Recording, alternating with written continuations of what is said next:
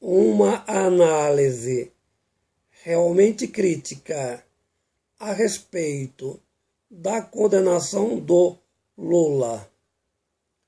Artigo escrito por Edgar Dias de Vasconcelos. Ninguém confia em ninguém. Uma guerra terrível ideológica, instrumentalizada, carnificina, entre dois projetos políticos. Por um lado, a economia de mercado, fundamentada no neoliberalismo, a luta ferrenha em defesa do Estado mínimo. Em tal demanda enquadra a direita brasileira. Por outro lado, a procedência do liberalismo econômico, o pensamento de Adam Smith. Só o trabalho produz riqueza.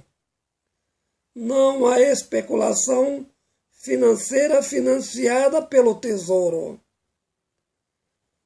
As novas ideias do liberalismo econômico que desencadearam no liberalismo social. Como pensam o norte da Europa, França, Alemanha, Inglaterra, Canadá, Austrália, Japão e Coreia do Sul. A parte do mundo em que não existem pobres. Desenvolvimento econômico com a distribuição da riqueza. Exatamente o que pensa a nova esquerda brasileira, cujo grande personagem é o Lula. O combate à corrupção é apenas um pretexto, uma retórica da disputa política. Lógico que o combate à corrupção é louvável, todavia não a sua instrumentalização ideológica. A condenação do Lula, porque exatamente o Lula, quando a denúncia é generalizada e atingem os grandes líderes políticos no Brasil.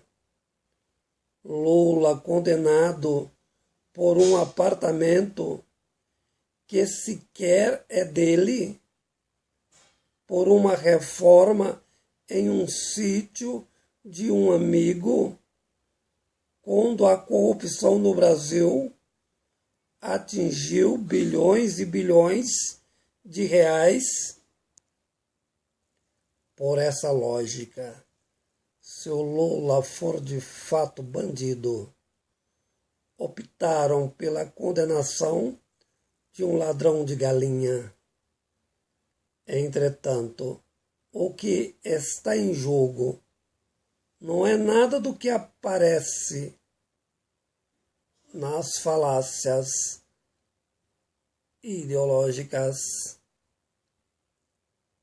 A filosofia crítica, por meio da psicanálise do inconsciente ideológico, conhece, através da ordem do discurso, Foucault. Os dominadores escondem, pelo mecanismo da linguagem, o verdadeiro objetivo da fala. A linguagem é essencialmente problemática, reflete o maior linguista do mundo, Victor Geigenstein, de onde provêm os grandes erros das ciências, isso em métodos indutivos. Imaginem, então, em hermenêutica e interpretações ideológicas.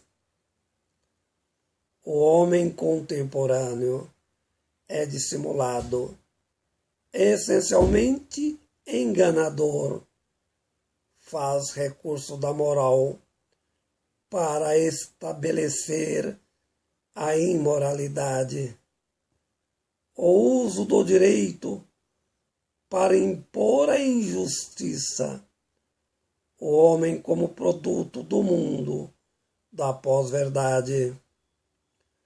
Como refletiu anteriormente Schopenhauer, a interpretação é fruto da vontade do domínio. Em seu magnífico livro, O Mundo como Vontade e Representação, Nietzsche, ao entender Schopenhauer, declarou veementemente a não existência da hermenêutica. Portanto, a negação da verdade nos fatos. O que há são interpretações. Foucault, ao compreender Nietzsche, refletiu com propedêutica, afirmando categoricamente: não existe o sujeito cognitivo exegeticamente. Existem tão somente proposições ideológicas subjetivas em defesa de ideologias diversas. Os grandes filósofos, aqueles que realmente são sábios, cultos. Kant, o maior filósofo de todos os tempos, disse a respeito do sujeito e dos fatos: os fatos aparecem ao sujeito, exatamente como é construído a memória do sujeito, ou seja, da sua ideologização. Reflete Derrida: toda decisão epistemológica é o resultado de uma análise logocêntrica, sendo o logocentrismo memórias incompletas, imperfeitas, ideologizadas a serviço dos dominadores. Exatamente desse modo funciona a cultura oficial. Jean Baudrillard analisa a sociedade, reflete a cultura industrial, a mídia, objetivando interesse econômico, produz a hiperrealidade, substituindo o real pelo falso, levando o indivíduo massificado a entender a mentira como verdade. O pensamento de Jean-François Lyotard, a verdade, enquanto teoria fechada, simplesmente não existe. Portanto, não há mais um acordo em comum a respeito da verdade. Sendo assim, não há possibilidade do desenvolvimento da metalinguagem em defesa das meganarrativas. A razão logocêntrica é simplesmente mito. Então, como imaginar que existem pessoas perfeitas construindo hermenêuticas não ideologizadas em processos políticos denominados jurídicos, como se os nossos juízes fossem deuses.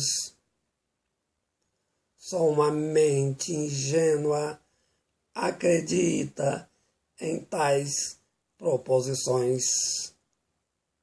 Artigo escrito por Edjar Dias de Vasconcelos,